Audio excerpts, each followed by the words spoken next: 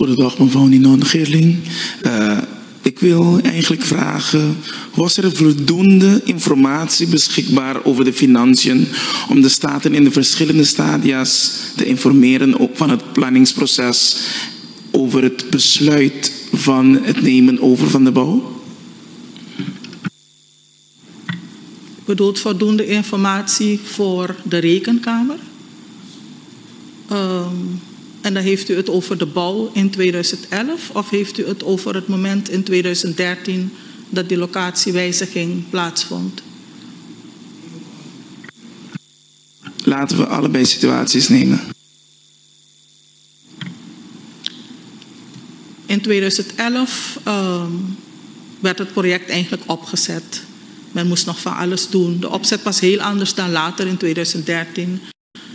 Men had het in het begin over begrotingsfondsen, een egalisatiefonds en een saneringsfonds en een bouwfonds. Met het saneringsfonds zou het financieringstekort van CEHOS worden opgeheven. Met het egalisatiefonds zou de latere transitie worden gefinancierd.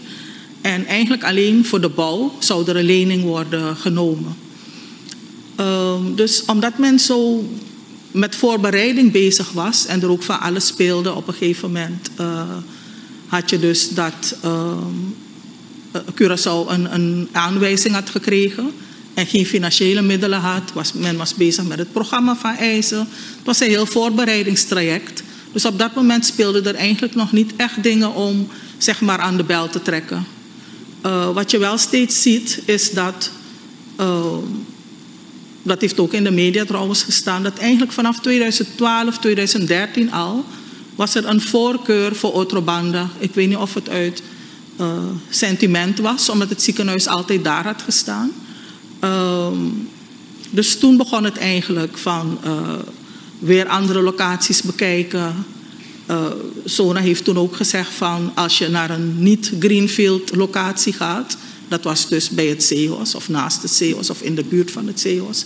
In ieder geval waar al gebouwen stonden, dat het dan 40% duurder zou uitpakken en men zou dan niet de termijn die men had gesteld vanaf het begin in 2011 haalde. Ik geloof dat men in 2011 ervan uitging dat het ziekenhuis in 2014, 2015 opgeleverd zou moeten worden.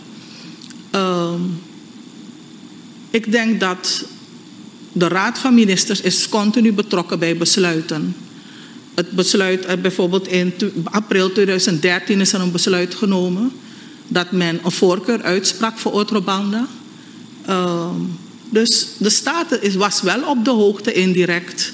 Het heeft ook diverse malen kwam het in de media aan de orde. Dus ik denk dat de Staten indirect, misschien, ik weet niet of de Staten direct is geïnformeerd, maar ik denk dat de Staten indirect wel kennis ervan heeft genomen wat er speelde. Was er volgens u voldoende doorgevraagd of als er onduidelijkheden waren? Door de Staten bedoelt u? Ik zou daar geen antwoord op kunnen geven.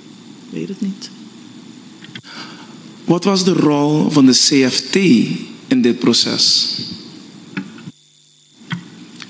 De rol van de CFT heb ik vooral gezien toen het geld bijna op was van die 2 leningen.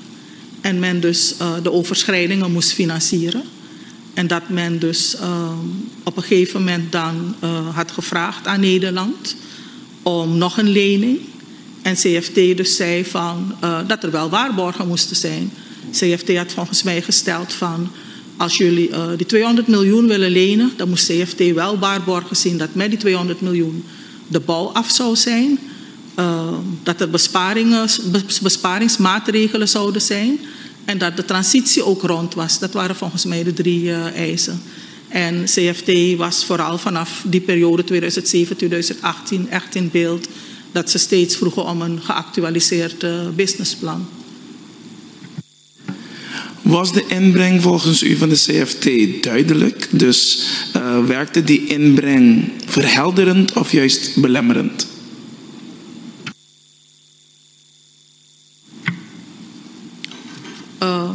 Verhelderend en belemmerend voor wie bedoelt u? Dus de rol van de inbreng van CFT?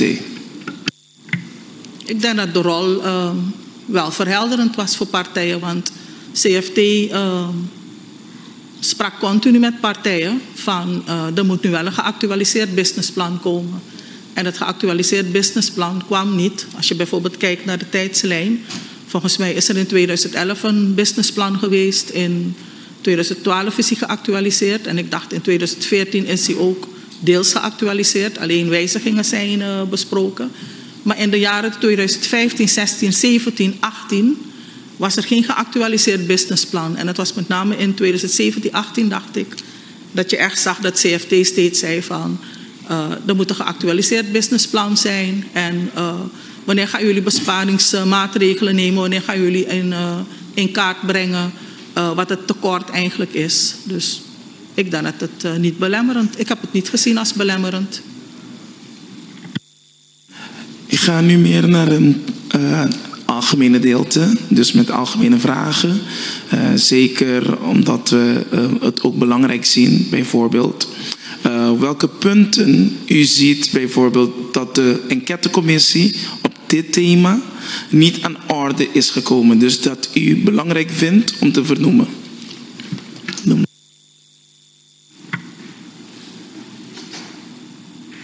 Ik zie geen punten die niet aan de orde zijn gekomen, die niet belangrijk zijn. Die wel belangrijk zijn, sorry.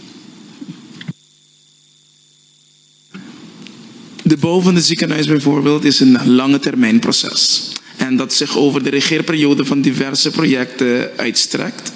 In dit geval hebben we 11 kabinetten te maken gehad met het project Hospital Novo Outrobanda. Hoe kan in de toekomst worden voorkomen dat de korte termijn ambities de overhand krijgen in projecten van zo'n lange adem, vindt u?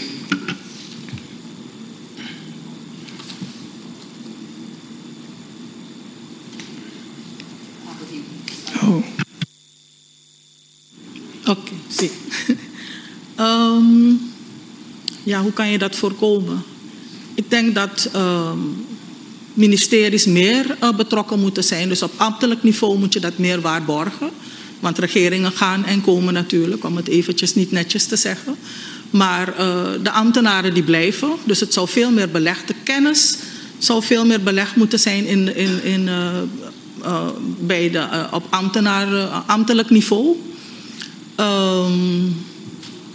Dossieroverdracht moet gewaarborgd worden. Want dat is wat hier ook heeft gespeeld natuurlijk. Als er mensen komen en gaan, iedereen neemt zijn stukje kennis mee.